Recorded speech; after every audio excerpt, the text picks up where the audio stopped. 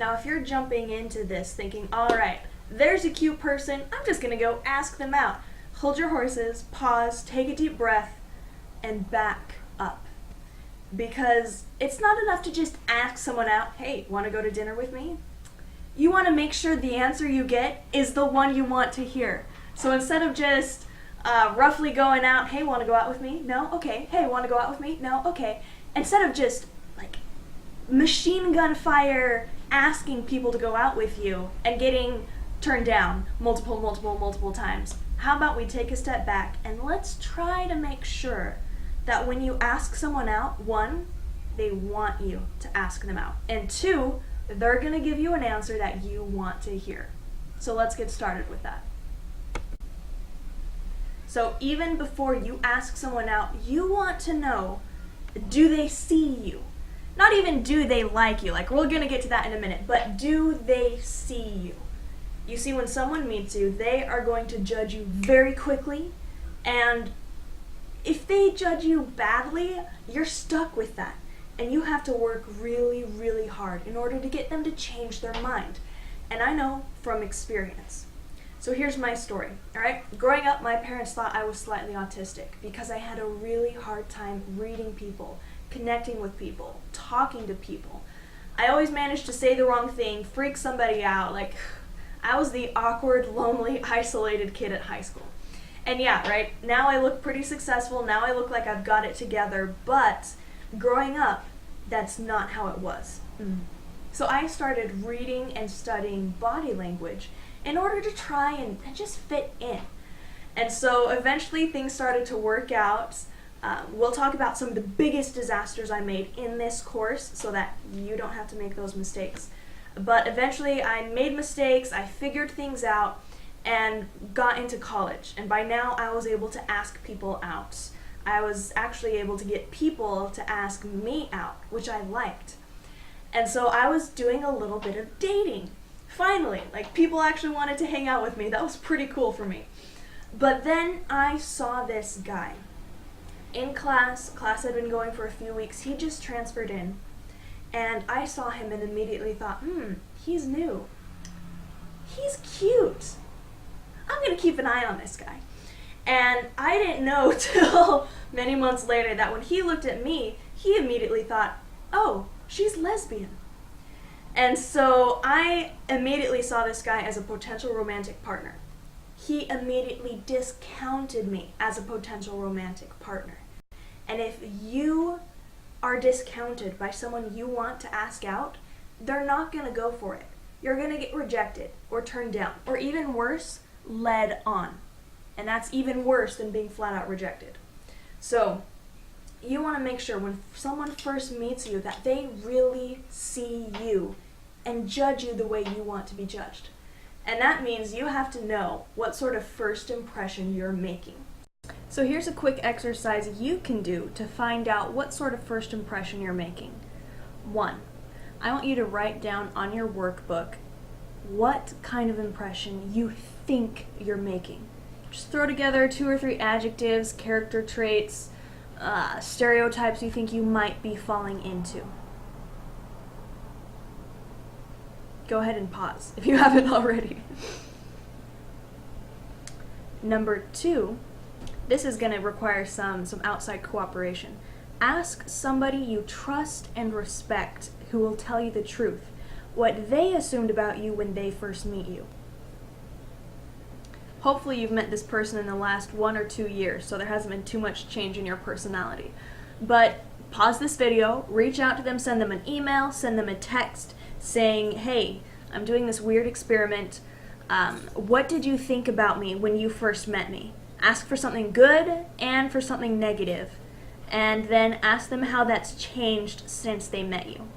Now, asking for something good means that you have something to console yourself with after you cry from hearing the negative thing. And asking for something negative is so they have permission to actually be honest. And then asking how that opinion has changed over time lets you know if that first impression was accurate or not. And that's really important to know.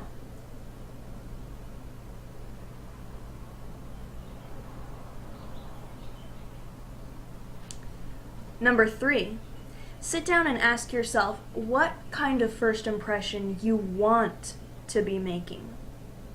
What do you want people to actually assume about you when they first meet you? Where do you want them to put you in society, in the world? What sort of conventions, assumptions do you want them to make? Even putting down 3, 5, 7 characteristics that you want them to tie to you will help you be more direct and clear as you move forward. So when you meet someone, they will judge you and sort you into one of 4 different categories. And we're going to count these out on our fingers so that they're easy to remember, so that you can remember this anywhere you are. All right, so number 1. This is the number 1 category you want to try to fall into. In almost every situation in life, you want to fall into this category. It is your default, go-to, super solid category where you want to be sorted. This is the friend category. Not the friend zone category, because that's not a real thing. The friend category. So if you've ever met someone and instantly thought, wow, you are just my type of person. I just like you. This is the category you've sorted them into. And so number 1, friend category. Then we have the second category. This is our middle finger. This is what we use to flip people off, right? So if you've ever met someone and instantly disliked them, this is the category you've put them into. And it could be you meet them and you're instantly like, oh my gosh, this person might actually kill me. Or it could be, oh, this person is a threat, they're competition, or they're just mean. Like whatever happens where you meet this person and you dislike them, this is the category you put them into. It's called the predator category.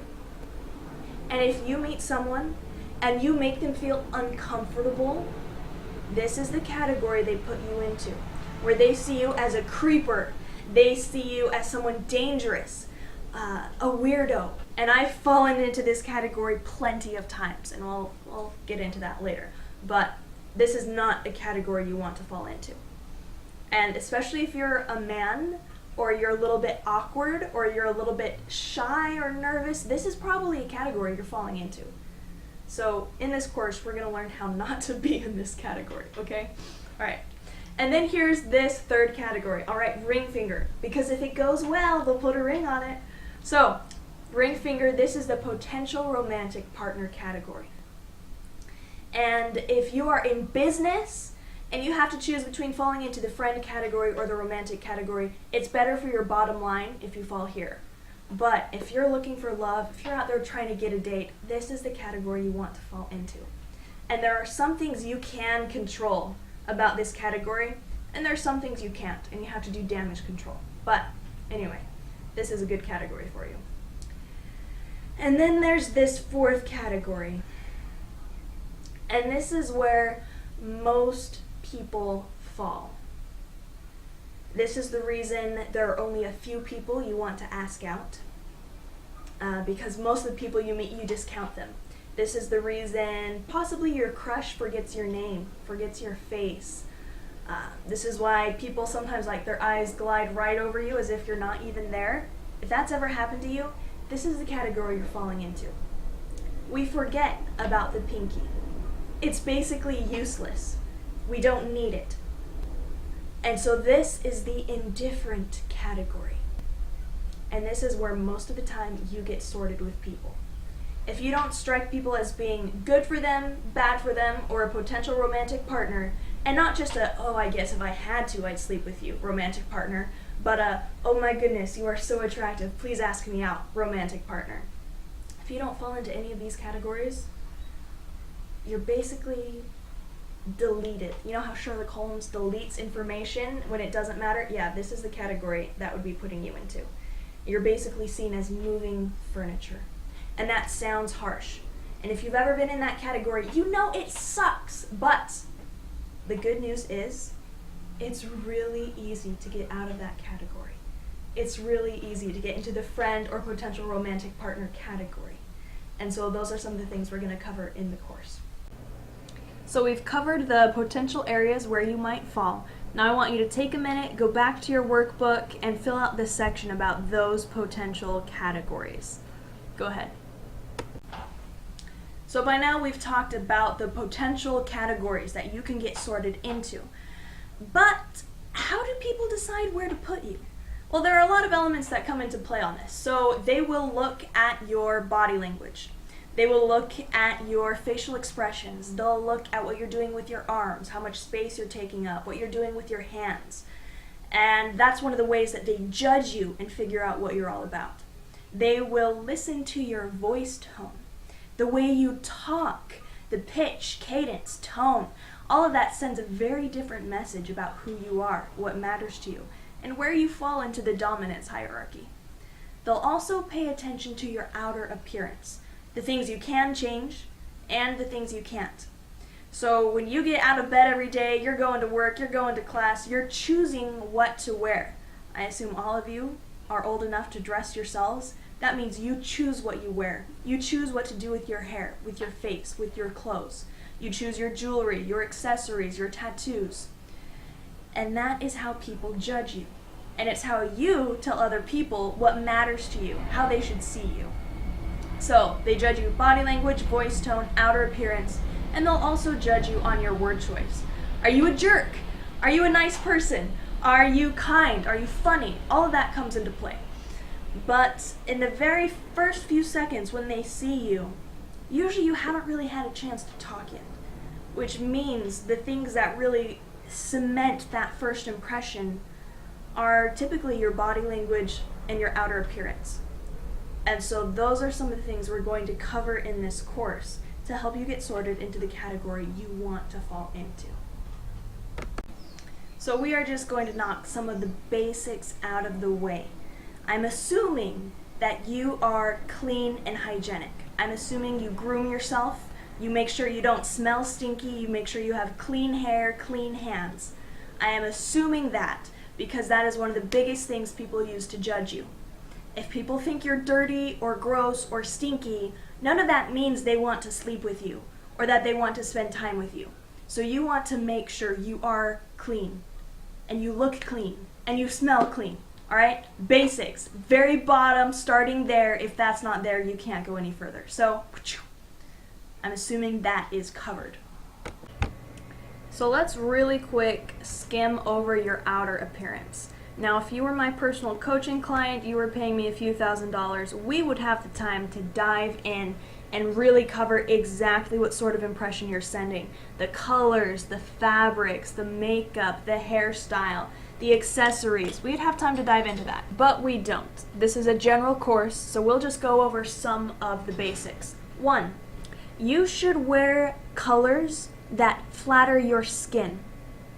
This is why you may want to get a color consultation, or you may just want to talk to a couple different retail consultants when you go down to the mall and just ask, hey, does this color suit me? Depending on your skin type, your hair color, your eye color, your lip color, different colors are going to work well for you. Now, I have a friend who's an image consultant. If that's something you're curious about, email me. I'd be happy to connect you. So 1, your colors are working for you. 2, the shape of your clothes is working for you. Now, whether or not you like your weight or not, whether you like your body shape or not, that's not what we're talking about here. We're talking about clothes that flatter your body type. And I will let you in on the retail industry's biggest secret. Clothes you buy from a store are not designed to fit your body. And they're not gonna fit your body unless you take them into a tailor. So you can take the exact same person and have them wear store-bought clothes and store-bought and tailored clothes. And the person who's wearing store-bought and tailored clothes looks better every time. The right clothes can make you look thinner, can make you look taller, can make you look stronger. The right clothes, they're not lying when they say clothes make the man. So I'm not suggesting you go out, you spend a fortune on clothes you can't afford. No. Make the most of the clothes you have. And when you purchase clothes going forward, make sure the color suits you, make sure the fit is flattering, and take it into a tailor. It is worth it. It's worth it. It's worth it. Outside of clothes, people are going to assume things based on your hairstyle.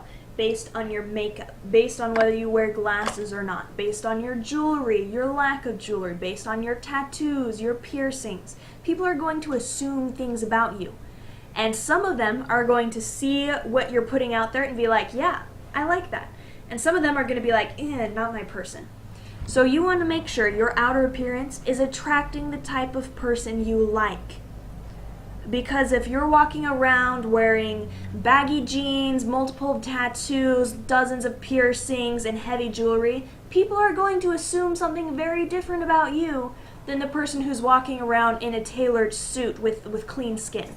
All right, there are stereotypes, and you have to deal with them. And instead of raging, oh, the world shouldn't be this way, the world is the way it is.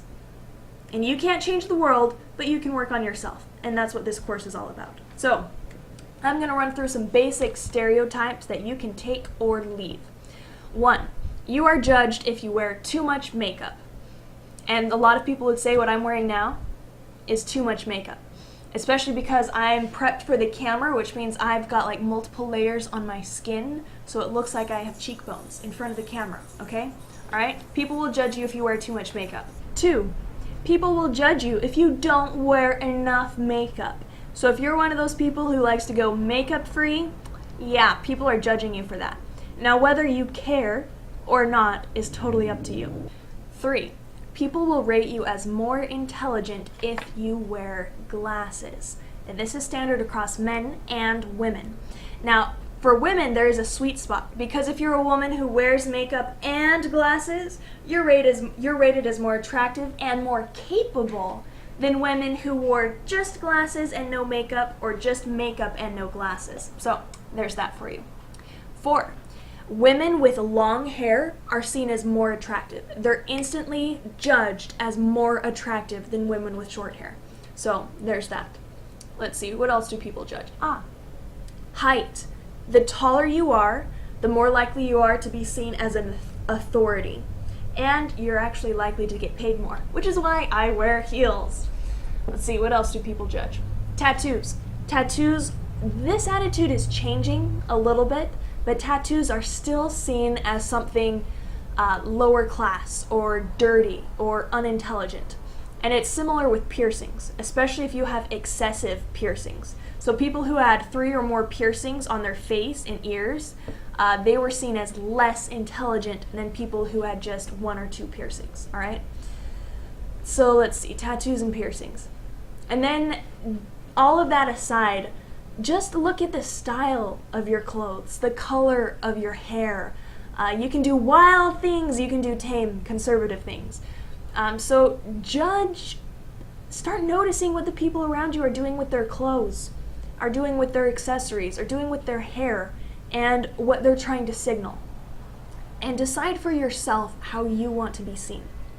So for me, being seen as memorable, interesting, engaging was more important to me than being conventionally pretty, which is why I've got short, dramatic hair and I wear a lot of makeup. It's also why my style is unique. So it's up to you about how you want to be seen. Your outer appearance says a lot about you and your personality, and you can control it. You get to choose how people see you. And admittedly, there are some things you can't control, so suck it up and control the things you can. So I'm going to give you a little bit of whiplash here. We just finished talking about how important it is to manage the way you look. And this next section is going to talk about why looks don't matter. And so I just want to put this little disclaimer, this little clarifier in here to explain. Alright? So, people judge you by your looks, but looks are not as important as the things we're going to cover in the next section. But if you have the things we're going to cover in the next section and looks, that makes you much more successful than the people who have just looks and none of the skills, or just the skills but no looks. So in this course, you're getting a little bit of both. I want you to focus on your looks and do what you can to improve them. Like pride of ownership, all right? And then focus on the skills we're going to talk about and do what you can to improve those as well. Because when you put the two together, That's when you are irresistible and people just want to go out with you. So do both. Alright, so when it comes to flirtation and attraction, often we think it's looks that matter, but that's not quite the case. So when it comes to attraction, it's more about confidence and availability than it is about actual attraction. And there was an interesting study that I'm just going to kind of send you the basics so you can quickly pick it up.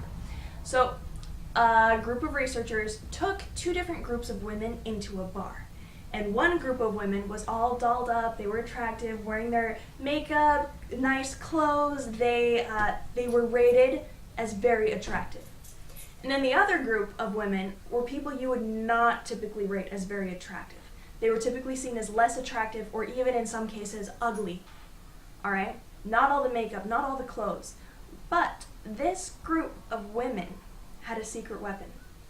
They'd been trained in the body language of confidence and availability, which means they knew how to flirt. And so what the researchers did, they had these two different groups, they had them doing their thing, and they waited to see which group would get the most approaches. Who would men go for more, the pretty girls or the girls who knew how to flirt but weren't pretty? Well, it was very interesting to see, because the pretty girls, they averaged approaches between 0 and 1 per hour. So sitting there in a bar for hours, if they were lucky, one guy came up to ask them out or start a conversation. Alright, not great, not great. But these ugly girls who knew how to flirt, who looked confident and available, they averaged 4 approaches per hour. 4. So they knocked the other group out of the water, which is why it's not as important as you think to be pretty or to be handsome. It matters, but there are other things that matter much more. And we're going to dive into those. Let's start with confidence. Confidence is crucial because confidence is what tells people that you should be noticed. If you walk around slumped over, hunched over, not making eye contact, people will ignore you because what you're doing with your body language right now that I've been demonstrating for a few seconds, what you're doing with your body language is you're telling people you don't want to be noticed. You're telling them to leave you alone. You're telling them you don't deserve to be noticed. You're not a winner. You're telling them you want them to just gloss right over you. You don't want to be noticed. But when you stand up straight, when you take up more room, when you make eye contact with someone confidently, they can't help but notice you. Because what you're doing with your body language here, you are saying, I am a winner. Look at me. Notice me. See me. And you remember those 4 different categories? If people don't see you, they put you here. So you want to make sure your body language is sending confident signals so that that eliminates this 4th category. This is better than this by a long shot. So, confidence. How do you show confidence? Well, there was an interesting study that studied Olympic athletes who were seeing and blind. And they studied these athletes to see what they did when they won and when they lost. And when the athletes lost, they would hunch over and breathe at the end of the race, right? Some of them even went down into the fetal position.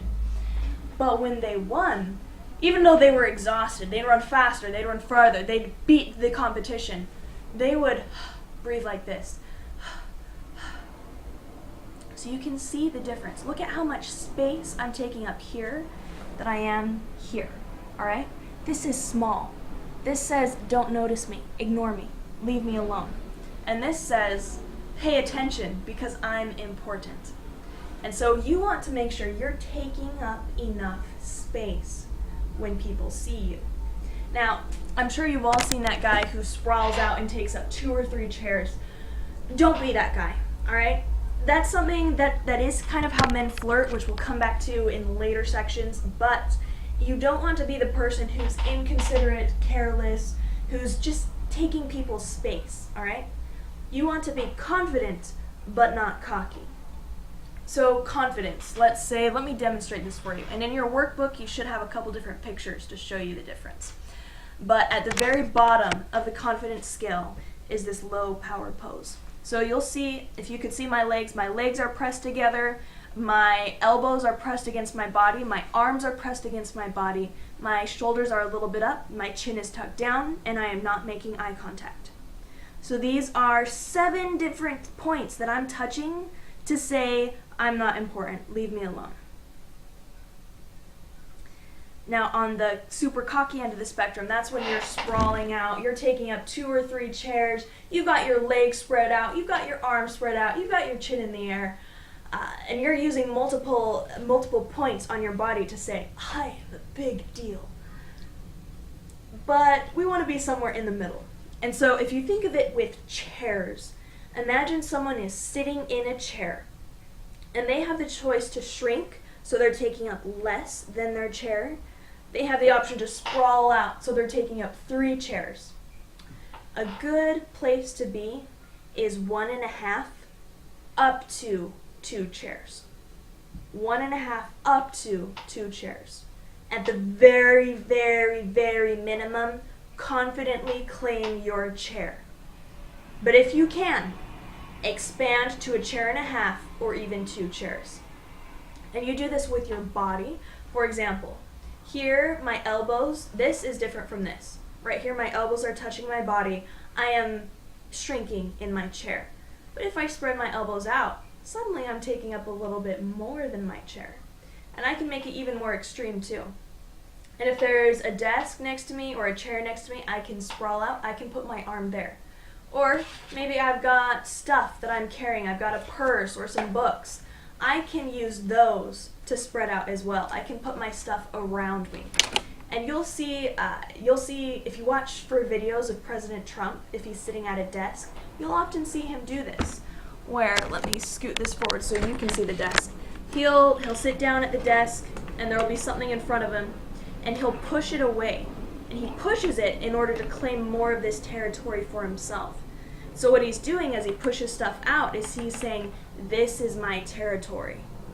And so you can do that with your glasses, you can do it with your phone, with your keys, with your purse, with your stuff. You want to confidently claim the space around you, up to 2 chairs. So 1.5 chairs up to 2 chairs. All right, hope that makes sense. So there we go. Confidence is all about claiming space. If you're a winner, you take up space. If you're a loser, you take up less space. And so in order to be seen and noticed and actually seen in someone's brain instead of just deleted, you've got to take up space. So that is the very first thing. Take up more space. Sit up straighter. Use your arms and your legs and your accessories to claim your own personal bubble. So we've covered confidence. Now, are there more things you can do to appear more confident? Yes, absolutely. Dozens of them. And that's what I teach my clients in the personal coaching program. But just taking up more space and sitting up taller will give you a big advantage, and it will be immediately noticeable. Alright, so by using confidence, you've changed your posture, you've changed your posing, you're taking up more space. So people are seeing you. We've eliminated the indifferent category. But there are 3 different categories here, and 2 of them are pretty good for you. 1 of them is fabulous. 1 of them is doom. We do not want you to end up in the predator category. And so the predator category, again, is when you come across as a threat. Now, maybe the threat is you're unhygienic, and you'll notice when someone gets sick, like they're depressed, or they've got the flu, something like that, the first thing that goes is their care about hygiene. So if you are someone who you normally have a very clean routine, you shower frequently, you wear clean clothes, as soon as you get sick, the urge to be clean disappears because you just feel too horrible to do anything. So one of the ways we judge the people around us, we judge their health, we judge their suitability to be a mate, is whether or not they're clean. Because if someone has good hygiene, then it's probably a good bet they're in good health. Alright, The next thing that puts someone into the predator category is that they make us feel unsafe. And so if you are a man looking to get a woman to go out with you, if she thinks you're a serial killer, if she thinks you're a rapist, if she feels like the slightest bit creeped out by you, she's not going to want to go out with you. She's not going to want to talk to you because her brain will be telling her that you are a threat and she should stay away. Our brain's number one goal is to keep us alive as long as possible. That's what our brains do. So when you talk to someone, you meet them and you come across as a threat, whether that's a physical threat, an emotional threat, a social threat, anything like that. If you seem like a threat, they don't even want to deal with you. They will stay away. So you do not want to fall into the predator category. And something that puts people in the predator category is that they don't show their hands. Hands are really dangerous. All right? If I'm going to stab you, it's going to be with a knife that I have in my hand. If I'm going to grab you and hold you against your will, I'm going to use my hands. If I'm going to pull a gun on you, if I'm going to punch you, if I'm going to steal your stuff, it's all going to start with my hands. So when we can't see people's hands, when we don't know what those hands are up to, there's a part of our brain that starts to get suspicious, that starts to wonder, what are they hiding? What are they up to? I'm not getting the full story. I can't trust this person. So when you meet someone, you want to make very, very sure they can see your hands. All right, so get those hands out of your pockets. Get them out of your hoodie jacket. Get them out from under the table. Put them where people can see them. Whether that's they are resting on the desk, whether they're resting on your leg, which can be seen over the desk. When you're walking in, send a wave. Keep your hands out to your sides. Keep them visible. Because if people can't see your hands, they assume you're hiding something.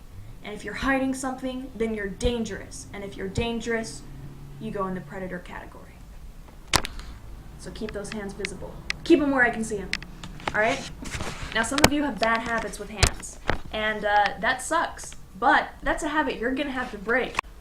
So if you're a man, you're more likely to be seen as a predator than a woman, because men typically have greater physical strength. And let's just look at our prisons, all right? Most rapists are men. Most criminals are men. Granted, most men are not rapists. Most men are not criminals. But that is something women are scared about, all right? So you want to make very, very sure you are paying attention to her. If she's scared or nervous, back off. All right? Don't be a creeper. So something that's respectful to do is a man talking to a woman, make sure you're not blocking the door. Make sure she has an easy way to escape. Make sure she's not alone. And don't ever try and hold her against her will. If you try and grab onto her or get too close, those are threatening. That's not going to go over well. You are not here to threaten someone into dating you, because that would make you even more pathetic than being single. All right? You are here to learn how to be friendly and charming and safe so that people want to go out with you. Now, then we come to something that I had to learn the hard way. Now we're going to deal with eye contact. Now, eye contact can be tricky, because if you are shrunken down with your loser posture and you're not making eye contact, what you're saying here is, just ignore me, leave me alone, I don't want to deal with you. But if you're if you've got a big, strong, confident posture and you're refusing to make eye contact, now it's like you're saying, I'm ignoring you, you're beneath me, I don't care about you.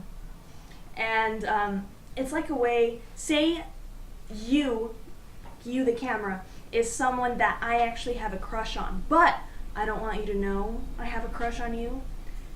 If I look at you, because we look at things we like, you'll know. So, in order to keep my secret, I will just ignore you. I will just refuse to look at you. And this is a way of saying, you are not good enough for me to look at. I have the power here, not you. And you can imagine, while we do like to pursue people who are a bit of a challenge, if we feel like someone is arrogant or aloof or rude, they're more likely to go into the predator category, all right? So eye contact is tricky, but all right, growing up, my parents thought I was slightly autistic. I started studying body language books, and there was this one book that talked about eye contact. And it said, rightfully so, that eye contact is important in relationships. The more you like someone, the stronger the relationship goes, the more your eye contact deepens. You make more eye contact. You make it for longer.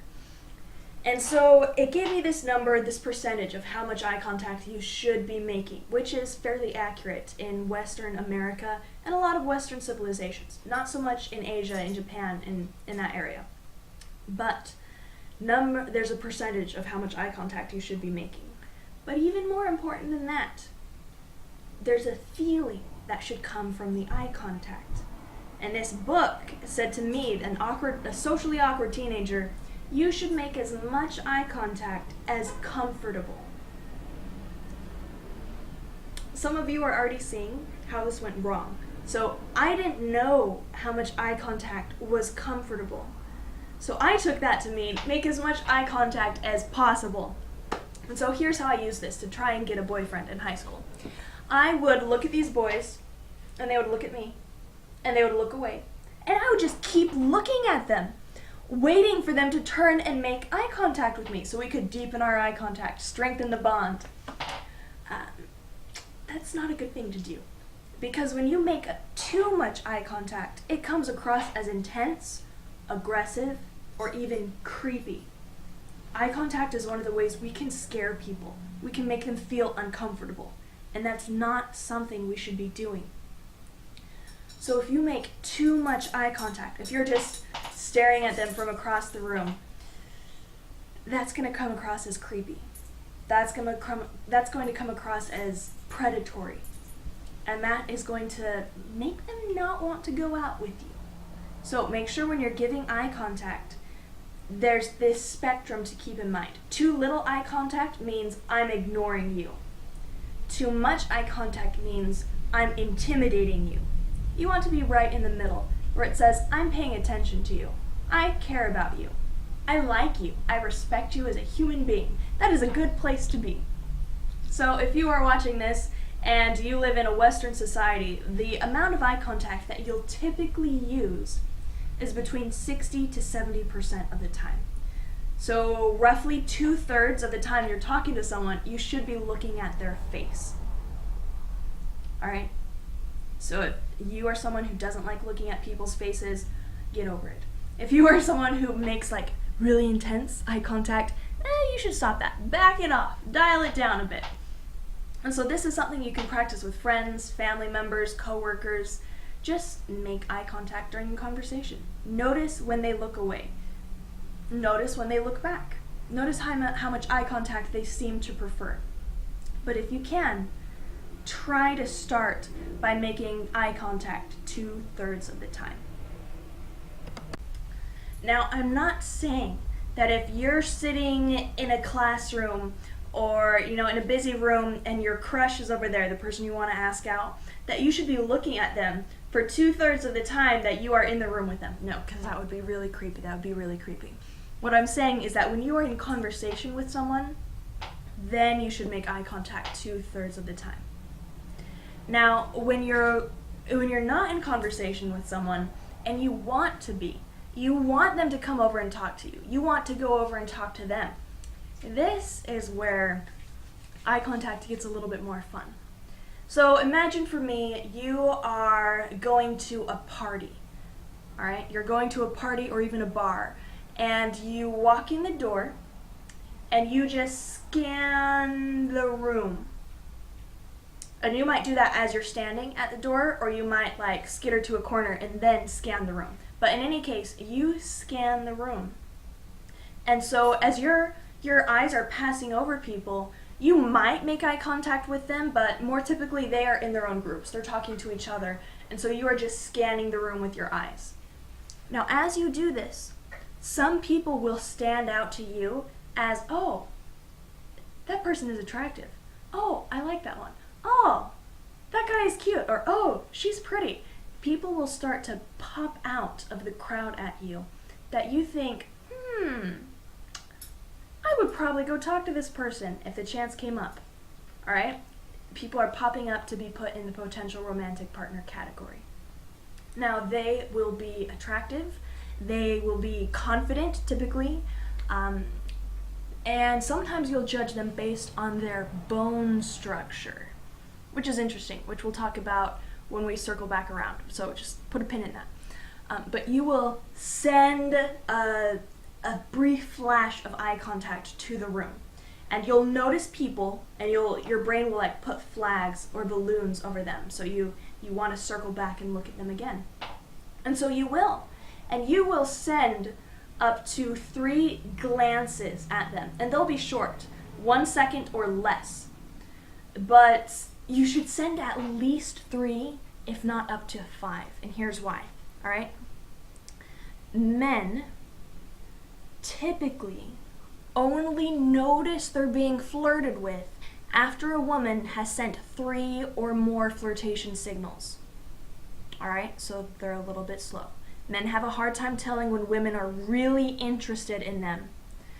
They're more likely to confuse friendliness with genuine romantic interest. So if you actually want a man to come over and talk to you, you've got to send him some friendship signals. But women are typically very shy about sending flirtation signals because they don't want someone to get the wrong idea. They don't want to be obvious. They don't want to be rejected, all right? So they will send only a couple of glances, and they'll be sneaky about it. And so that means the man doesn't know they're interested. And they haven't really studied it vice versa about men sending flirtation signals to women, but pretty sure it's basically the same thing. So when you see someone who's attractive, you want to send them at least 3 brief eye glances. So let's model this out. Say you are the person I find attractive, and I'm scanning the room, all right? As I scan the room, I'll glance, I'll notice you and glance away. I'll glance, notice you, and glance away. You know, I'll be chit-chatting with my friends, la-da-da. Then I'll glance at you, and glance away. And if I get any notification that you've noticed and appreciated my glance, say you glance back. So I look over, you're looking at me. I might notice you and snap away and then snap my eyes back. Or say you're kind of smiling in my direction. Or you've turned to face me. Any of those cues means, hey, you know, maybe they've noticed. Maybe they're paying attention. Maybe they're kind of flirting back. So you should send at least 3 eye glances to the person you are attracted to. And it's normal to have multiple people in a room that you're kind of flirting with. So send at least 3, 5 if you can. Send 5 eye glances if you can. And then notice which people send signals back. So there's this interesting theory that each person is trying to get as attractive a partner as they can. And so they did this let me remember this. I wasn't planning to talk about this, but it's cool, so I think you'll like to know it. So let's see, how did they do this? There was some kind of research experiment where they paired up a group of men and a group of women, and the women and the men, each of them had numbers rated from 10 to 1. They were assigned randomly, so each of the men, there was a 10, 9, 8, 7, 6, 0, 7, 6, 5, 4, 3, 2, 1. And each of the women had a 10, 9, 8, 7, 6, 5, 4, 3, 2, 1. All right? And then they told them to pair up with someone. And the goal was to get as high a number as you can. Make sure your partner has the highest number you can possibly get.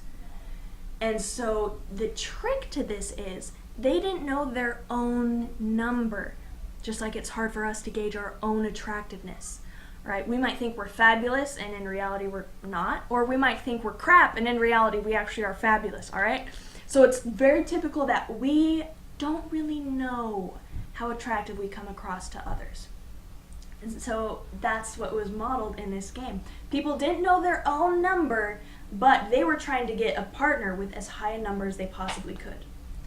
And what they found was, at the end of the game, when people had paired up, they had a partner, the numbers, like the 10s, tended to be paired with 10s or 9s. Like 8s tended to be paired with 9s, 8s, or 7s. Like people were paired really closely to their actual number. That means 1s were paired with 1s or 2s. 3s were pairs with 2, 3s, or 4s. Alright, because they couldn't judge their own number, but they could judge which people were willing to pair up with them. So it may be that you walk into the room and you're actually a 3. And you're looking around, you're sending signals to 9s. And the 9s are also getting signals from 5s, 6s, 7s, 8s, 9s, maybe even 10s. And so these 9s, they will send signals back to the 7s, 8s, and 9s and 10s instead of to the 5, 4s, or 3s. And so you start sending out signals to people, you don't get them back, so you lower your standards a bit and you send out more signals, and you lower your standards a bit till you get signals sent back. Now this is pretty normal.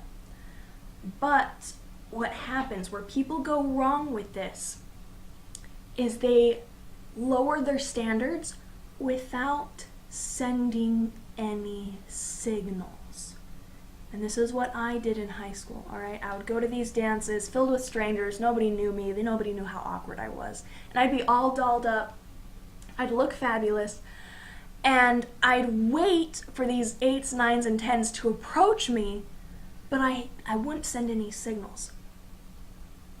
I didn't want to look like I was like waiting for them to ask me out. So instead of sending glances to them, I would let my eyes skate over them.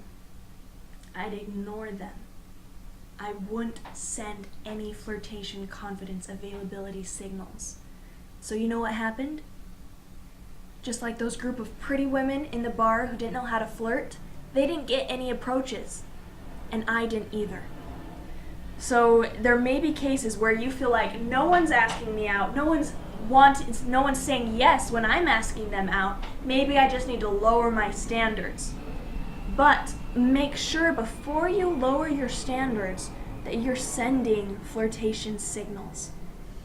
Because there's this amplification bias we have where we're sending out a flirtation signal. We think it's obvious. Like, hello, I've made eye contact with you at least twice in an hour period. I've practically thrown myself at you. But if you don't want me, fine, I'll go somewhere else. But the other person has no idea we were even interested in them at all. So you want to make sure you are sending out those flirtation signals. So, scan the room. Make eye contact with people. So you've scanned the room, you've picked out some people that you find attractive, and you're sending each of them a few glances of eye contact.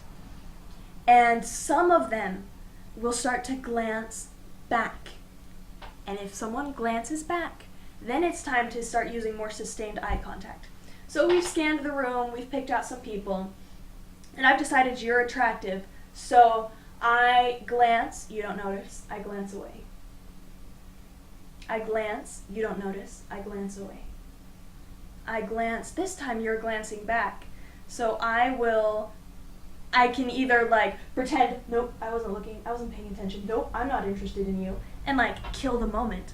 Or I can hold eye contact, send a little smile, or send an eyebrow flash, do a little head tilt, and glance away. Now I don't want to just be like, I've locked eyes with you and now we're bonded for eternity, because that's kind of weird, okay? So it's more like, I will lock for a second, I'll glance down, and then I'll bring it back. Alright, so from the beginning, scanned the room, picked out about 5 people. I glance, you don't notice. I glance, you don't notice. I glance, we lock eyes. I look away, and I look back. And what I'm doing here is, if I was to just lock eyes with you, it'd be a bit uncomfortable for you. And so I will glance away, and then glance back in order to make you feel more comfortable. Now, Jack Schaefer, when he came on my TV show, he did this like cheesy, he called it the cheesy pizza look, where what you do is you look at them and then you turn your head away like you've glanced away, and then you bring it back. And so you're sustaining the eye contact, but it's not as creepy because they don't feel like you're staring. So it's eye contact, glance away, glance back. Now, if you're paying close attention to my pupils, you can see I'm still looking at you even as I do this cheesy eye pull. But it doesn't feel quite as intense. So try that. You send them a couple eye glances, they look back, cheesy eye pull, there. So it's eye contact, away, and back.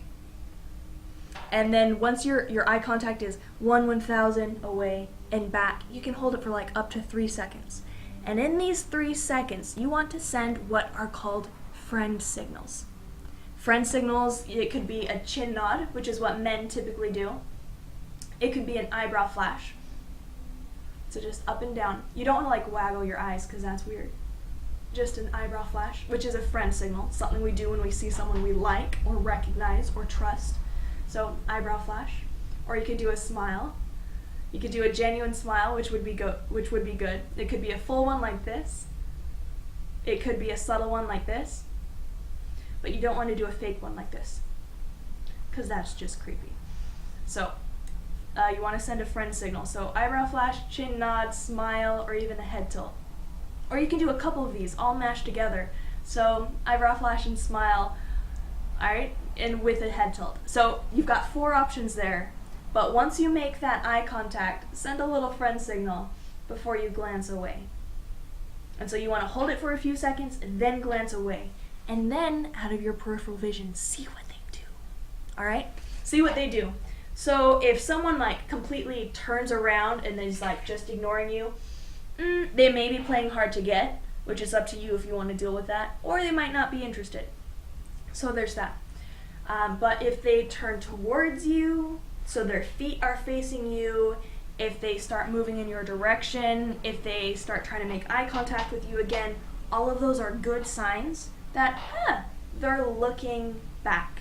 And that is the very first step. More than just like meeting a stranger, tapping them on the shoulder and being like, hey, want to have dinner? That's jumping the gun. You want to make sure they see you and they like what they see. So we've made sure someone sees you, you stand out in their mind, and now we've made sure they like you. Because if you've been like eye flirting with someone from across the room, if they're looking back at you, typically that's a pretty good sign. Especially if they're looking at you and smiling or pointing towards you, and this happens consistently. Now, you don't want to assume that every person who looks at you and smiles is attracted to you, alright? That's something men are likely to presume when women are just trying to be friendly, alright? So don't take an eye glance and a smile as, aha, instant attraction, let's get married. Take that as, oh, this person is okay with me coming closer to talk to them. Alright? Now, there are definitely some nuances to this. Sometimes people will be like, oh my gosh, that guy is staring at me, that's weird. Oh, he's still staring at me. Oh, now he's smiling at me. Hi. And so you're trying to flirt and they're thinking, oh, that's creepy, that's weird. So you definitely want to pay attention to how people react. Now, it would take way more time than we currently have to dive into all the ways that you can tell someone is uncomfortable. But what you really want to remember is men are likely to assume a woman is interested when she's not. And women have a hard time telling men they're not interested. And so, say you've got a man talking to a woman. If the man assumes she's interested when she's not, but she's okay telling him, no, I'm not interested, they're gonna be okay. It might be a little awkward for him, but it'll be okay. Or, say you've got a different man, different woman. This woman doesn't know how to tell him she's not interested, but that's okay. Because he can tell she's not interested. He's not gonna push it. They're okay. No hassle, no awkwardness. It's all good. But when you put together a man who assumes she's interested when she's not, and a woman who doesn't know how to tell him she's not interested, then you get into trouble. And it could be trouble like he takes you on a few dates and you're not interested and you have to figure out a way to say, I'm not attracted to you and I see you as a friend. Or it could be trouble as in he keeps pressuring you to have sex with him and you get a situation like rape or suspected rape, like court cases, life-altering consequences. So, you want to make very, very careful that the person you are interacting with is okay with your next step. Because if they're not, You might just have a little bit of awkwardness and a little bit of embarrassment or humiliation, or you might have life-altering consequences that follow you forever. So be very careful. Be very careful. If you're not interested, don't send flirtation signals. If you are interested, send flirtation signals, but look to see what they do. Alright. Rant over. Off my soapbox. So now that you picked out a target, you've been making eye contact, sent friend signals, got some back, now it's time to take it to the next level. Alright? It's time to actually start a conversation. So you never just want to like randomly tap someone on the shoulder and be like, hey, want to go to dinner? Because that's a little weird. So having this lead up where there's mutual eye contact, an exchange of friend signals, means that when you ask, you are much less likely to be turned down. Alright, so this is a good thing. Take the extra time, it'll reap some rewards for you. So now it's time to actually go talk to someone. So, sometimes I can make it work where I'll send friend signals and they will come over and talk to me. Sometimes I have to be the one to take the next step. But what we want you to do is after a few things where you've like exchanged eye contact, you've sent a smile, a head tilt, maybe they've turned from like angling away to now they are facing towards you. All of these are good signs. And it could be that these signs are saying, hey, I'm interested and attracted to you. But these signs could also be saying, hey, I like you as a human being. Let's have a conversation. All right? So when you see these signals, don't immediately assume it's flirtation. Just assume it's an invitation to have a conversation, because that's really all it is. Now, we are going to assume that you are the brave one. So we're going to plan as if you are the one to get up and go walk over to them. So there are a couple ways you can do this. If you're feeling really confident and want to make a dramatic statement, you could just like stand up and walk over to them. But if you want to play it a little safer, that's what I'm going to teach you to do. So if you want to play it a little safer, what you'll do is you'll look for someone or something in between you that you could interact with. Whether it's a person you know or like a tray of food, whatever there is. Something in the middle that you could interact with to see how they react as you get closer. Now, if you're with a friend and your friend knows someone part way, you can walk with your friend, drop your friend off, notice how that other person is reacting, and choose to either keep going or stay here. But it's smart to kind of test the ground as you get closer. So as you get closer, notice what they do. Now, I'm going to show you two different examples. Someone who's saying, yes, approach me, let's talk. And someone who is saying, no, please go away. So, as you are walking over, if they notice you and then like glance away, look down, turn away, shrink, or start to like block, or like they pull a thing in front of them, or if they have a purse, which I don't have to demonstrate for you, they pull their purse in front of them or their backpack in front of them and they turn away, any of those signals is a sign that they're a bit nervous and possibly not really wanting to talk to you. So be open for a rejection, or like be really gentle when you start if that's the case. Alright, so if you walk over and they go from like sending smiles and eye flirtation signals to now you're coming and they're like,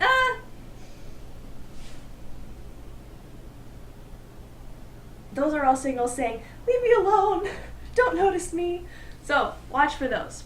If, on the other hand, you start to walk over and you see them send you more signals, or they like maintain eye contact with you, or they get a little more comfortable, all of those are a little more flirtatious. So it's normal for someone to be a little bit nervous when you come over, but if you see someone like shut down, then back off, alright?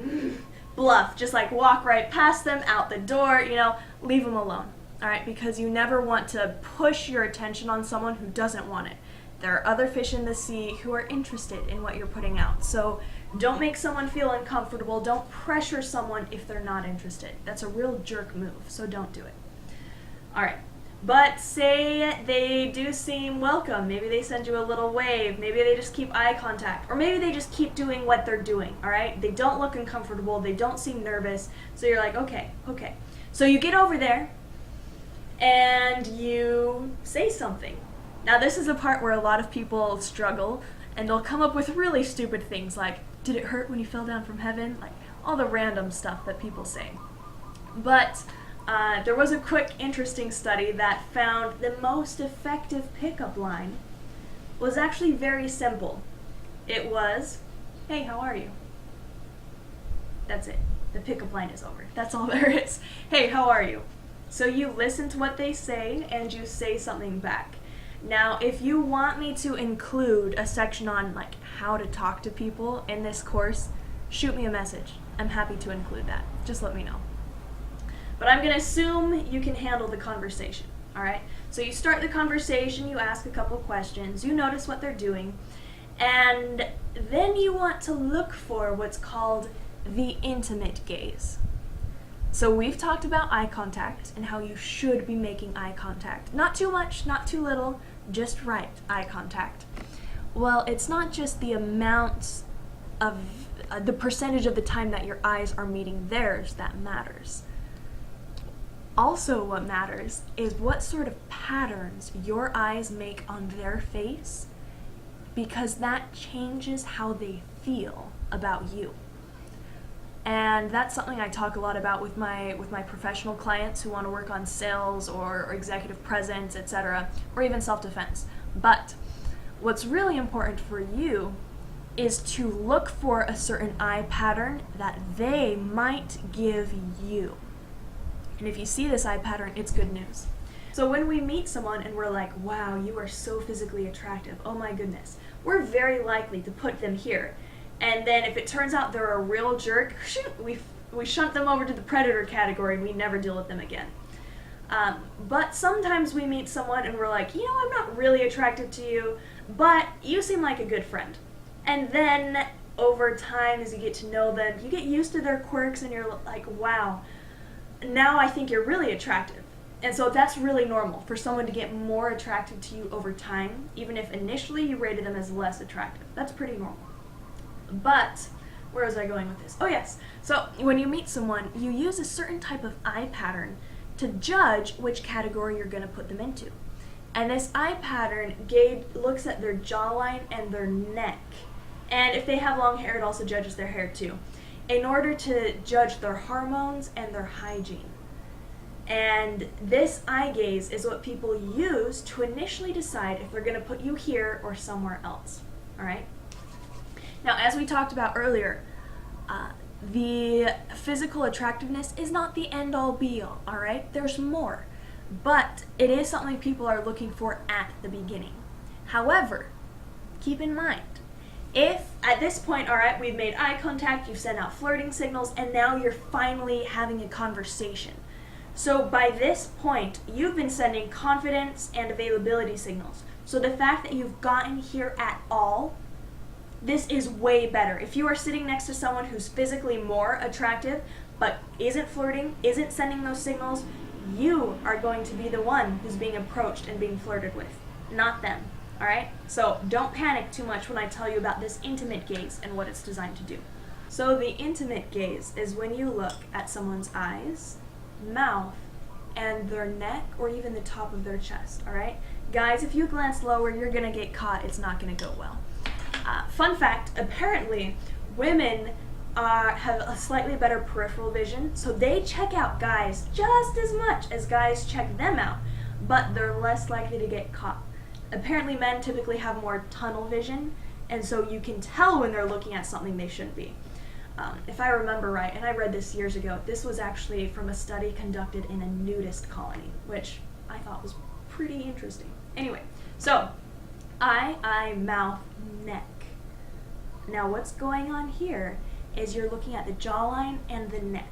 Now I'm going to give you some basics that people are looking for, all right? So one, if there's hair, they're going to look to see if it's clean and shiny and soft. If it is, great, you're clean. Basic hygiene check. If not, you might not be put in the romantic partner category. Like, I know some people are picky about like dreads or other types of hairstyles that are more fun or a little more niche, but be careful, because if people see them as dirty or unhygienic, there goes your chance at being in the romantic partner category. Alright? So you look at the hair for hygiene, and then you look at the jawline and the neck.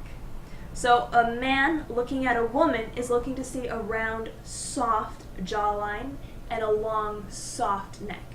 Now the round jawline means she's typically higher in estrogen, which is apparently a very desired hormone for a woman to have. Now typically a woman who's got that round, soft jaw and is higher in estrogen, she's seen as more attractive. Possibly she's better at taking care of her children, she's more nurturing, etc. So round, soft jaw, high in estrogen. Long, soft neck means she's giving off more pheromones. So one of the flirtation signals you'll see when a woman is flirting is self-touch. And so she might like touch her face, touch her mouth, she might like touch her neck. And what she's doing here, as I'm touching myself, I'm sending off pheromones. She might also, like, if you've ever seen the kind of like limp wrist that girls do, she's baring her wrist, which sends pheromones. When she flips her hair, she also exposes her underarm, which sends off pheromones, and her hair. Alright? So, people use smell to judge whether or not we're a good fit. Alright? So if you've ever had a really good friend who is very attractive, like good looking and a good personality fit, but you just couldn't get started with them, ask yourself if you remember how they smell. Because if you like the way someone smells, it's probably a good chance you are biologically compatible. You'll make good, strong, healthy children. If you don't like the way someone smells, it's like your primitive brain's way of saying, nope, leave that one alone. This is why it's a good idea to take someone on like a hike or hit the gym together, because stale sweat smells gross to everybody, but fresh sweat, if you like someone even when they're fresh and a little bit sweaty, that is your primitive brain saying, we'd make healthy babies. So there's actually, if you guys want to see something funny, look up sniff dating. Just Google it. It'll be so funny.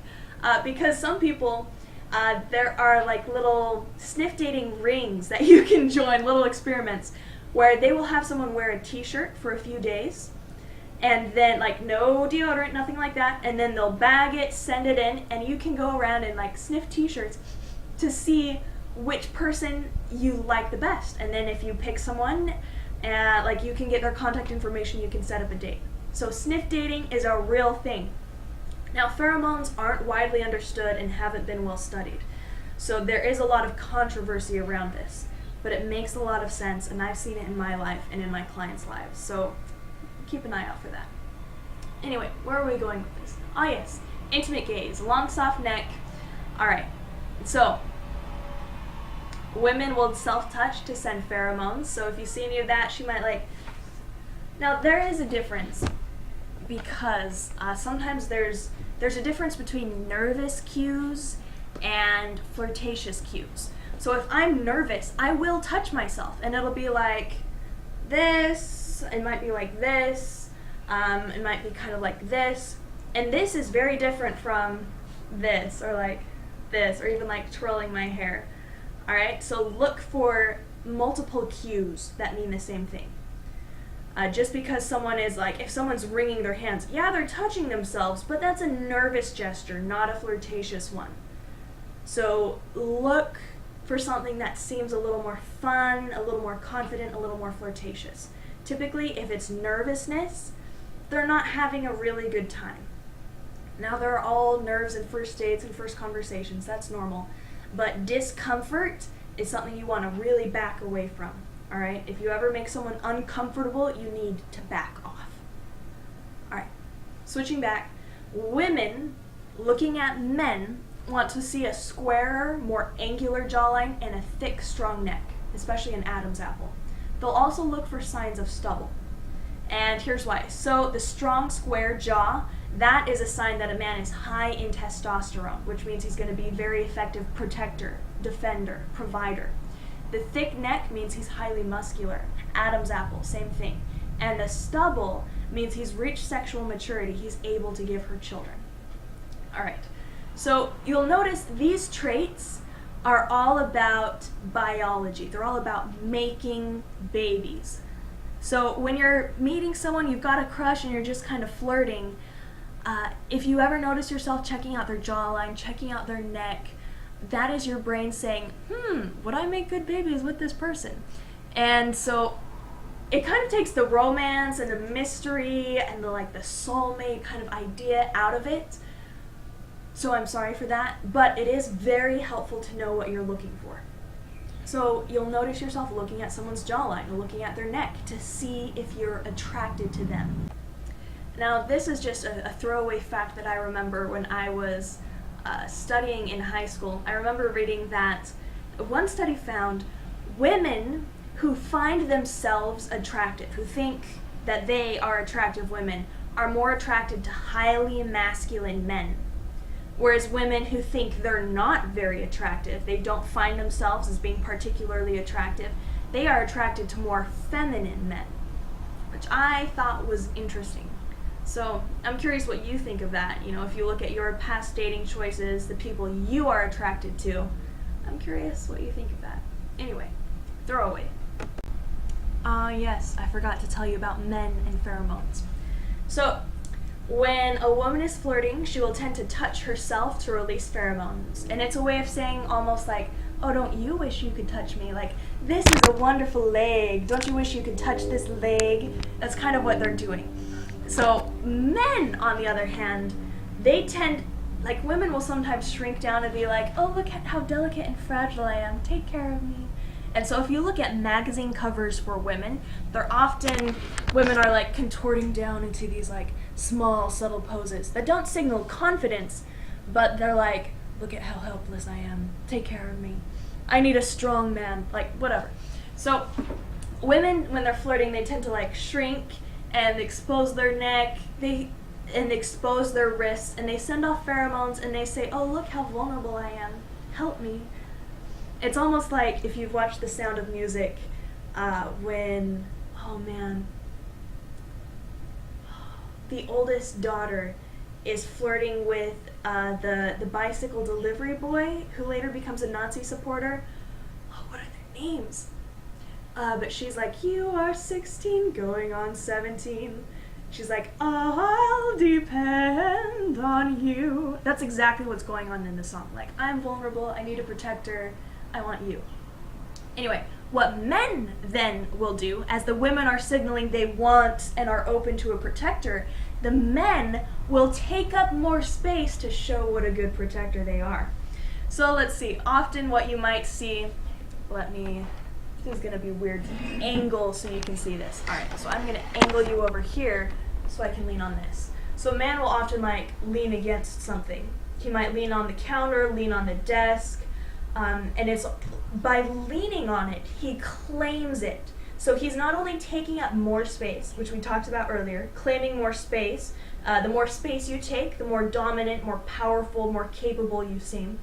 But by claiming this space, I'm not only saying, up to here is my territory, I'm claiming this entire closet. So what I'm really saying is, I've got a closet. You've always wanted a man with a closet, haven't you, babe? So by expanding, the man takes up more territory, establishes himself as a better protector. Let's see, you might also, I didn't plan this, you might also see him lean more on the desk. They'll take up more space. I'm a guy with a desk. You always wanted a guy with a desk, didn't you? They'll also, this is so funny and this is going to be awkward. So let's just get through this together with lots of awkward giggles. They'll do what's called, what do they call it? I've kind of blanked it from my memory because it's awkward. The crotch display, that's what it is. So what they'll do is, you've seen this on teenage boys and older men, where what they do is they spread out with their legs. So here are my knees on either side, I'm spreading out with my legs. And what the guys are doing here, they're not only displaying their package, but they're also sending off, this is where it gets really awkward, they're also sending off crotch pheromones. so you can smell them. Just like the women are sending off pheromones, the guys are sending off pheromones. So you can smell and see if you're a good fit. Alright, so some of you have been traumatized for life by that information, but I hope most of you are okay. So now you know what to look for. If you see a guy like spreading out, taking up a lot of space, he's showing confidence, but if he's talking to someone he could possibly be attracted to, it's also a way of flirting. Now, this got me into trouble when I was trying to win over my husband, because I was looking for signals from him that meant he was flirting with me, but I didn't know how men flirted. I was looking for signals a woman would send. So I was looking for him to like laugh at my jokes, or for him to lean in, and for him to smile a lot at me, which are things that women typically do when they're flirting. So it's important to know how the person you're attracted to will flirt. Because if you don't know that, it's easy to read the signals wrong and get confused. So it's important to know what to look for and how to send those flirtation signals. So let's see, we talked about the intimate gaze, we talked about pheromones, and now let's talk about touch. So we talked a little bit earlier how women will also do self-touch, and men will do like surroundings touch. They'll touch their surroundings to be like, I own this. So anyway, but you'll also see they will, sometimes something that women will do to show like they're flirting, like really flirting, is they will find a cylindrical object for, I hope, obvious reasons, and they will kind of like play with it. And so this is the only cylindrical object, but they'll also do eye contact, slight head tilt, and they'll like toy with this thing to be like, I'm touching this. I could be touching something else. So that is something you might see. You'll also see, oh, yes. When we like other people, we touch other people. And so one of the ways that I finally knew my husband was flirting with me was he finally started to touch me. But not in the way I was expecting. Like, he didn't reach out and take my hand or lean in and like touch my face. No. My husband is very playful, and we got started because we like to antagonize each other. I actually noticed him first in class, and he noticed me first in class, mostly because we were arguing with each other. Like, the teacher would say something, I'd make a point, he'd try to counter my point, I'd try to counter his point, and it would go back and forth like that. So we'd been cats and dogs from the start. So for him, when he reached out to finally start flirting with me, he would do it by like poking me. I know, like a little girl on the playground, like, oh, I'm gonna tug your pigtails, which is weird. But he would like poke and try and like tickle or tease me that way. So I would be like irritated and I'd slug him in the shoulder. And so that is one example of touch. Alright? Now you'll usually see things more like reaching out to touch the other person's shoulder. You've all seen it in movies where the guy reaches out to put a curl of hair behind the girl's ear. You'll often see it on women. They'll like preen the guy. They'll like brush off his clothes, or like, oh, you've got some lint on you. Or like, oh, the back of your hair's out of... They'll like fix them, which is a good flirting sign. Because one, they get to touch you, and we touch things we like. And two, it means they care about how you look. So those are good signs from a girl. Let's see. You'll also see more like hand touching, shoulder touching. You might even start to get foot touching. There's a reason footsie is footsie. So playing footsie is when you touch someone's feet with your feet, and it's like romantic. And that's actually pretty accurate, because we use our feet to run away from predators. So if I feel so safe in your presence and I like you so much that I'm willing to let my predator evasion system tangle up helplessly with you, that's a pretty good sign that I like you and that I feel safe with you. So, footsie. Anyway, let's see. So reaching out to touch is a smart thing to do, even if it's just touch on the shoulder, that handshake, a hug, anything like that. And when you go for a touch, you want to notice what the other person does. Because if they lean back, or if they're talking and then you touch them and they freeze, that's a good sign they didn't like what happened. If you're making eye contact and you touch and all of a sudden they look away, that's a subtle discomfort. If they start leaning away from you, leaning back, all of those are signals that say the touch wasn't welcome. And as soon as you get those signals, you need to back off. Now, because I don't really like being touched by random people, I assume other people don't like being touched either.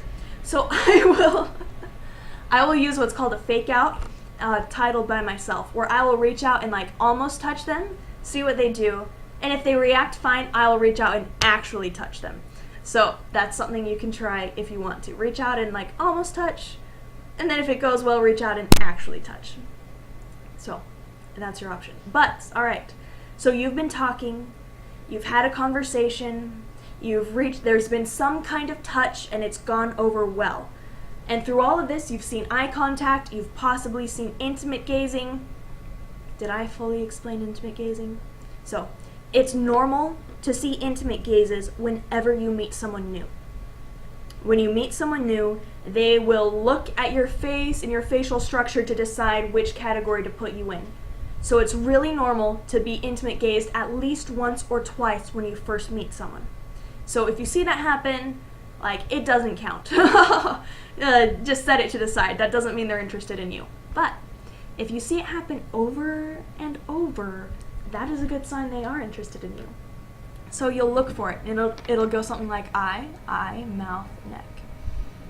Look for that eyes dipping down. You see how my eyes are eye, mouth, neck. See how they're dipping down? Look for that dip. Look for that dip when you're talking to someone. Because if you see that more than 2 or 3 times, that's a good signal they are attracted to you. They might not even know it, so don't call them on it, but subconsciously they are attracted to you. So one more time, eye, mouth, neck. Look for that.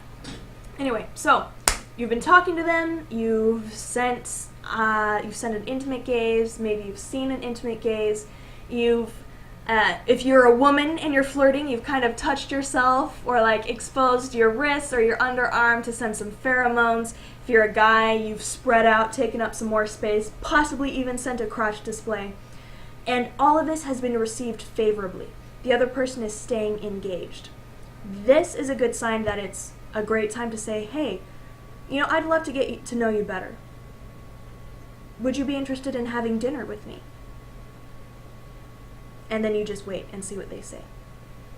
And it's really that simple. You don't have to, I know when I was growing up and in school, we were so nervous about asking people out that we would make it this elaborate display where like you'd leave someone a cake with something inside and the clue would lead them to this thing, and then it would be all arranged, will you go out with me, so-and-so? Will you go to prom with me? And we made it so complex because we were scared to just ask. But it really is quite easy to just say, I like you as a person and I think we could be a good fit. I'd like to see if that's true. Would you be willing to go out to dinner with me? Or hey, I'd love to take you for coffee. Like, I love your personality and I'd love to get to know you better. Can I take you for coffee? And all of those are good things. Now, you've asked someone out. And if at this point, if you've sent and seen friend signals, there shouldn't be any problem. You're much more likely at this point to get a yes or a sure or an okay, let me check my calendar. And that is good. That is very good. All right, so you've gotten to this point. But some of you have been in the situation where someone asks you out and you don't know how to say no. So I'm going to teach you how to turn someone down. Now, I've been in that experience where you ask someone out and they say yes and you feel like they didn't really want to say yes and it's an awkward date and you wish they had just said no from the beginning. I've been there. I've also been there where someone asks you out and you like them as a friend because they pay attention to you, but you're not at all attracted to them, but you don't know how to say no. So you say, yeah, sure. And then you go on a date and it's awkward and you don't know how to say no because they keep asking you out. And so you need to know how to be able to say no. And it's good to say no. I want you to imagine for a minute if you could never ever say no to anyone. People would ask you out, you'd have to go out with them. People asked to sleep with you, you'd have to say yes to them. Imagine how horrible that would be. All right? Imagine the worst possible outcome. That would be horrible. So it's a good thing we can say no. And some of you are thinking, no, it's unfair if you say no to people. You're discriminating against them. Yeah, you are. And it's okay to do that.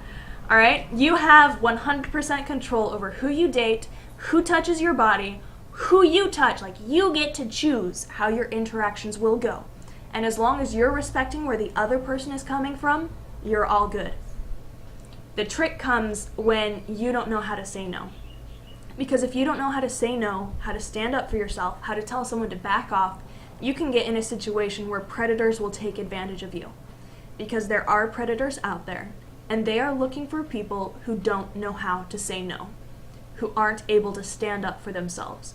Because a predator is looking for someone they can take advantage of, someone they can pressure, someone they can manipulate, someone they can coerce. And if you don't know how to protect yourself, they will take advantage of you. So listen up. And for those of you who are still thinking, man, can't they, I wish when I asked someone out they wouldn't say no, they would just give me a chance. Well, imagine if they did give you a chance and they just led you on. Because I've been there too. I've been led on and I've been the one doing the leading. And it's gross from both sides. It's not fair to anyone. It's much better to upfront honestly say, this isn't a good fit.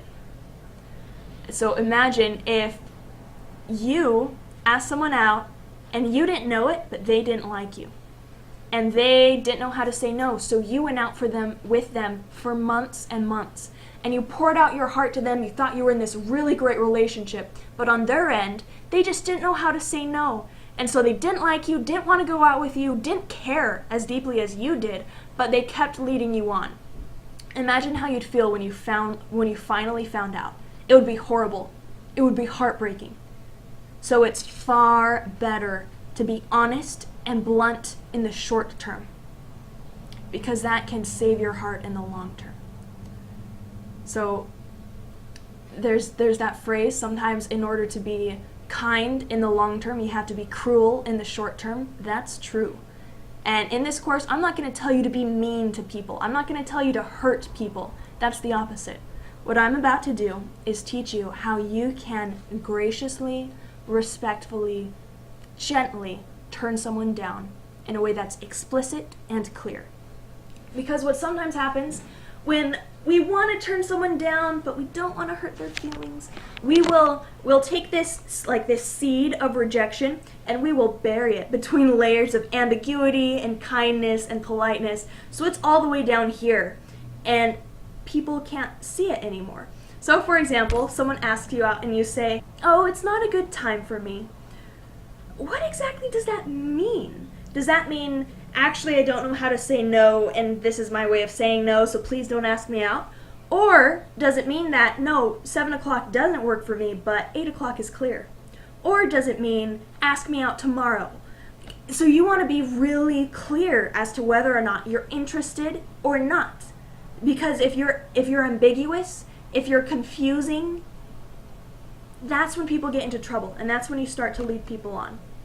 For example, you might say, someone asks you out and says, "Hey, would you like to go to dinner with me at 7 on Friday?" And you say, "Oh, this isn't a good time for me." They might assume that, okay, I should come back and ask you tomorrow. Or they might think, okay, I'll get ones for Monday instead. You've got to be completely clear as to whether you're saying yes, whether you're saying, let's fiddle with the details and then it will be yes, or whether you're saying no. You want to be completely clear. So, with that in mind, I have crafted what I think is the perfect rejection. And I was so proud. This came to me as I was riding on my motorcycle thinking about turning people down. It came to me in a glorious flash of light, and I am so pleased to share it with you. So, the perfect rejection. You want to start out by saying thank you. Because asking people out, as you well know, it's scary. You're afraid you're going to be rejected. So you want to thank people. All right, so number 1, thank you for asking me out. Then, to make it even better, you acknowledge their courage and their bravery. Thank you for asking me out. I know it takes a lot of guts to ask someone out. And then you prime them for honesty. You remember in Pride and Prejudice how Mr. Collins, who's kind of like a gross little dude, proposes marriage to Elizabeth. And Elizabeth is like, no. And he doesn't think she's being serious. He thinks she's playing hard to get. So he keeps proposing and proposing and proposing until he finally gets it. And when he gets it, he's humiliated and angry, and it causes a whole problem. So you want to prime them for honesty so you don't have any Mr. Collins misunderstandings. So thank you for asking me out. I know it takes a lot of courage to do that, and I want to be 100% honest with you. And I want to be 100% honest with you when I tell you you've thanked them, you've acknowledged their bravery, you've primed them for honesty, and now here's their rejection. This isn't a good fit for me. Now, this by itself could be a little bit vague, but we're going to make it even clearer. But this is something you could say, but I'm not interested in you that way, or but I see you as a friend, or but I'm madly in love with someone else. All right? So the rejection, you see it here. So thank you for asking me out. I know that takes a lot of courage, and I want to be 100% honest with you when I tell you that this isn't a good fit for me. And here we redirect them in a different direction. And I wish you the best with someone else. So here it is, all in full. Thank you for asking me out. I know that takes a lot of courage, and I want to be 100% honest with you when I tell you that this isn't a good fit for me, and I wish you the best of luck with someone else. So that redirection is where you stop them from being in this loop focused on the rejection, and you point them in a different direction. So it might be, and I know there are hundreds of girls in this school who'd love to go out with you. Or it could be, and I think you'd be a great fit for my friend Bethany. Have you met? Anything like that. So in the workbook, you've got that formula, so you can plug and play it yourself, and the rejection is also listed there. So I had a client who actually printed it out and kept it in her wallet. So that's smart. That's not a stupid thing to do. Have it handy, know it, share it with your friends, all right? Because knowing how to turn someone down in a way that's gracious, respectful, kind, and explicit is very, very valuable. Now, if you go on to the recommended reading section and you actually get the books we recommend, then it'll go into this in more detail. But I'm going to sum up for you something that was really important for me to know as I was building my relationships and, figuring out how to date. In The Like Switch by Jack Schafer, he outlines what's called the friendship formula. So these are the 4 exact ingredients you need to build a relationship out of nothing. It's also by taking away these 4 ingredients, this is how you take a current relationship and end it, by gradually building down in these ingredients. So I hope you read the book. It's a fantastic read, but I'm just going to outline it here in case you don't get around to it. So the friendship formula, 4 exact areas. If you build them, the relationship grows. The number 1 is proximity, because you can't have a relationship with someone if you're never in their area. Now, this originally, as far as I can tell, it meant actual real-life proximity. But with the advent of internet, social networking, now you can have proximity with someone you've met online, whether it's in a chat room, in a Facebook group, etc. Proximity means you're close to them. So it's someone you interact with. You've been close to them. You've seen, interacted with them. There's been an actual, not necessarily an actual exchange, but you've seen them, they've seen you in the same area. That is proximity. And proximity is actually interesting because when you see someone, you see their face frequently every day, they become more attractive to you than someone of possibly a similar attractiveness that you aren't used to. So familiarity breeds safety, and we like safe things. We like, mysterious, interesting things that aren't going to kill us. So When you want to build that relationship with someone, be a face they see, they recognize, they know. Proximity. Number 2 is frequency. It's not enough to just meet someone once. It needs to happen regularly. So you need to meet and be in their proximity on a regular basis. If you only meet someone once, well, there was your chance and now it's over. So you want to be someone they see frequently, over and over. And that helps you build up the familiarity, and it helps you both get to know each other. And then we come to number 3, which is duration. Now the duration, at first it might just be, you recognize the person as you walk past them. Then the duration increases to now where you're making eye contact. Then you might actually have a conversation. Then you might sit down and talk to each other. All right, that's how it worked when I was wooing my husband. Yeah, the guy who thought I was lesbian. I used the friendship formula to build a relationship with him, and now it's happily ever after. So you want to build up the duration. And then you also, the 4th ingredient is the intensity.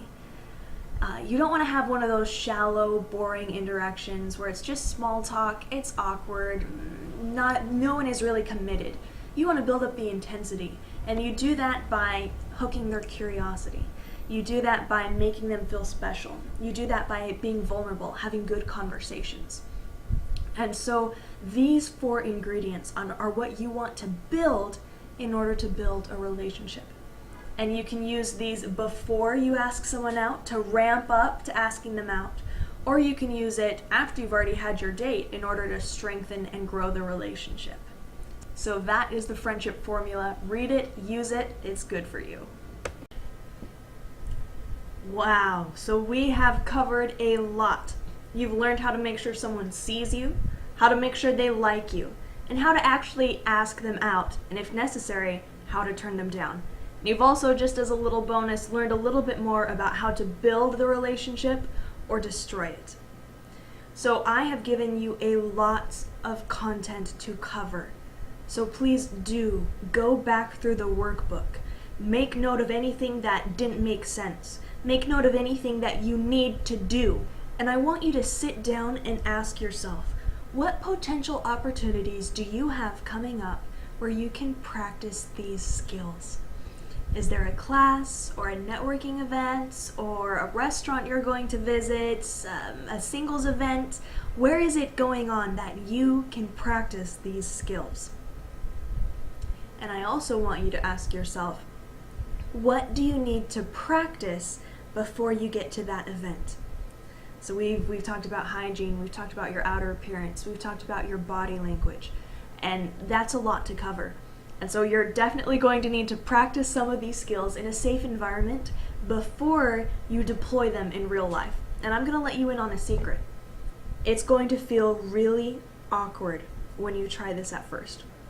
It's going to feel really awkward because this isn't something you've thought about doing before. It feels different. It feels a little fake.